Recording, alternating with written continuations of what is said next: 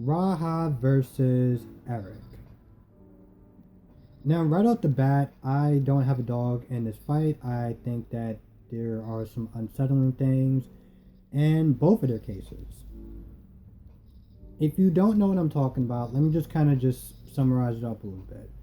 So, a couple years back, Raha, he's a YouTube prankster. He makes a lot of these different prank videos, and one of the prank videos was, homeless lottery winner.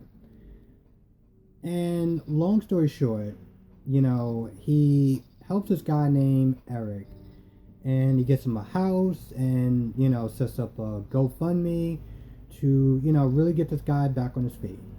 He does it to Eric, and then Eric, later on turns around and does it to another homeless guy. In theory, it's all great.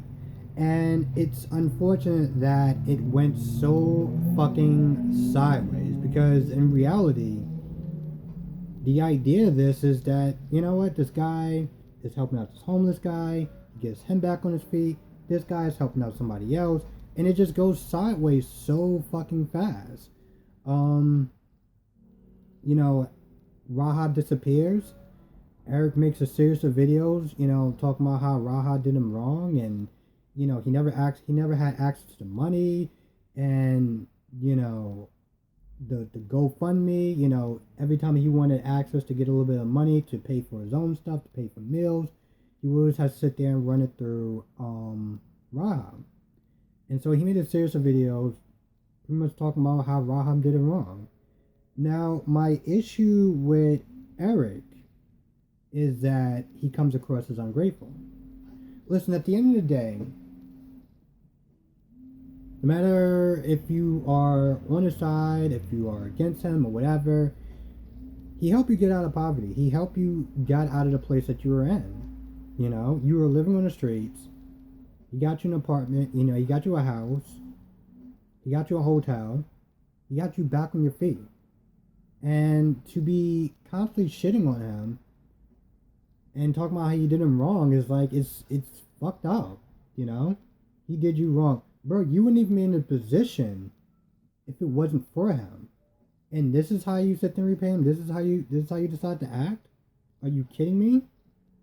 So I'm not exactly a fan of that. Now, Raha came out with a video a couple of days ago. This guy was, well, he was gone from YouTube for about 2 years and change or whatever. So he comes out with this video, and it's a 49-minute video, just explaining himself, just explaining his version of, everything. I'm not gonna go over the whole video, but I will kind of just give some bullet points. Pretty much, he was basically saying that Eric was kind of a fucked up person. And he pretty much paints Eric as the bad guy. He talks about how, he tried to get Eric a job. Eric got fired. He was drunk, and, the money that he was getting from him, he used it towards like stupid shit, like limousine rides, and, give money to his friends. He threatened him, and just all sorts of other things. A lot of stuff that's just painting Eric in a bad light. Now, I kind of, when I heard that stuff, I took it with a grain of salt, because here's the thing. I don't know that for sure. I don't know that, for all we know, he could be telling the truth. And what it looks like is that Raha tried to do a good deed, tried to help this guy out, and Eric made Raha's life a living hell. He slandered him, he defamed him, he stressed him out, he threatened his life, and even after everything was said and done, this was like months after, he calls him up and he apologizes. And in the same breath, he starts asking him for money. So, again, he really paints Eric in a bad light. Now, one of the things that he did say that stood out, besides a lot of other things, is the cameraman that interviewed Eric. The reason why that stood out is because You know, Ra was like, you didn't even get my side of the story, you know? And this cameraman seems pretty fucking shady. Because if you're gonna sit there and do this investigation and do this story and only get one half of the truth, then you're not really doing your job. You're not really giving these people the full story. You're just giving them the version that you want to give them. That's not the whole story. Now I don't think that's fair. And when he's sitting there interviewing Eric, the way he is presenting these questions, it seems shady as shit. When you ask a question, you don't lead somebody into an answer that you want them to say. You just ask a basic question. You let them say what they want to say, what they think they should say, not what you want them to say. Questions like, so he never actually gave you money to the account, right? Like he never gave you access, he never gave you the name to his account or anything like that. He really did you wrong, right? Things like that he was sitting there asking in his interview, and I was like, that's fucked up. And then he comes out of his mouth and he's like, oh, well, a lot of YouTubers, they like to do stuff to like get themselves ahead. And I'm like, bro, you're doing the exact same thing that you're sitting there slandering fucking Raha for. And another thing that really threw me off about this interview was Eric going back and forth with his answers, And it's just basic questions. The guy asked Eric, how long did he stay at the house? Well, I stayed there a couple of weeks. Then he asked him again. He's like, well, I stayed there a couple of months. So which one is it? Is it a couple of weeks or is it a couple of months? Like which, you know what I'm saying? And there's a lot of that that's going on in this interview. It's a 17-minute interview, and I really want people to watch it. And I want people to watch the 49-minute video also. I know it's long. I'm not gonna lie. I kind of actually watched it in a couple of days. Like I had to like kind of split it up. I couldn't just like watch it in one like setting, but and the thing about Raha's video is that the way he's talking, it just comes across as very fake. It comes across as very fake.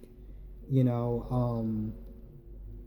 times where he's like, oh, that really hurt my feelings, and it just, it really hurt me. But I just at the end of the day, I just want this guy to be happy. And it's like, I don't feel like he's being him true self. I feel like he's not being his true self. I feel like he's just putting on a performance.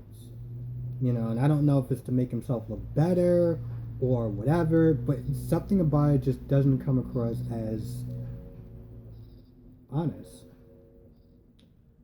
Now, the last thing that Raha said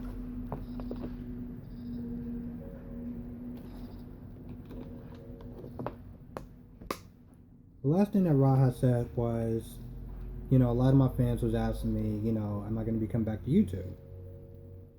Now, part of the reason why he took a break from YouTube, social media, whatever, because he said he was burnt out. He said he was contracted, at the time of his height or whatever during YouTube, he was contracted to do 3 videos a month, and he said it got to him. That got to him. Eric got to him. The death threats got to him. The backlash from, the comment section and people just coming at him. It got too much. It got too much to the point where he contemplated on if he even wanted to live. And at that point, well, it was pretty obvious if he should come back to YouTube. No. Whenever you got to sit there and contemplate life or death after being burnt out of a job or YouTube or whatever for so long, you just shouldn't do it. It's just not worth it. It's not worth your life. This guy seems like he's pretty smart. He seems like he's a talented person. I've watched, my favorite is the drive-through videos. Guy is talented. He can do other things besides YouTube. He can do other things besides social media. So, I mean, I personally don't think he should come back. I think he should just, do something else. Let YouTube just be a chapter in his life. The fans, the people that have been supporting him, the true fans, not only will understand, but will support him in anything that he does moving forward. And yeah, that's just my take on this whole Eric versus Rahat thing. At the end of the day, you know, no matter what people say, if they're on Eric's side, if they're on Raha's side, you just gotta sit there and remember this one thing. There's Eric's version, there's Raha's version, and the truth is somewhere in the middle. I don't think anyone is fully going to um I don't think there's gonna be one straight answer towards this whole thing. Like there's not gonna be a definitive proof. I know that Raha said that he has links towards you know these different so-called receipts and proof and stuff like that. But at the end of the day, I gotta sit there and wonder, when this whole thing was going down and Eric kept making video after video and whatever, he said he had proof. Why did it take him 2 years to sit there and come out with this? Why now? After 2 and something years, why do it now? What's the point of doing it now? You know? There's a saying, what innocent people don't run. And even if he wasn't going to be come back to doing YouTube full time, if he was really innocent, he didn't do anything wrong, all he had to sit there and do was make a video, show the proof that, he was in the right. Eric is a liar and, he's also ungrateful. And here's my proof. Don't come out with a video 2 and 3 years later talking about, oh, well, here I am, and now I got all these receipts and stuff like that, because at the end of the day, people made up their minds already.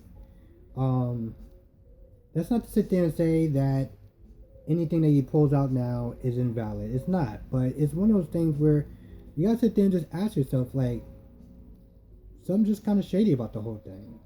Even 2 years after, or 3 years after. Anyway, with that being said, let me know what you think of this whole Eric versus Raha thing. Are you on Eric's side? Are you on Raha's side? Why not? Have a great day, a great night. Be safe. I will catch you in the next video.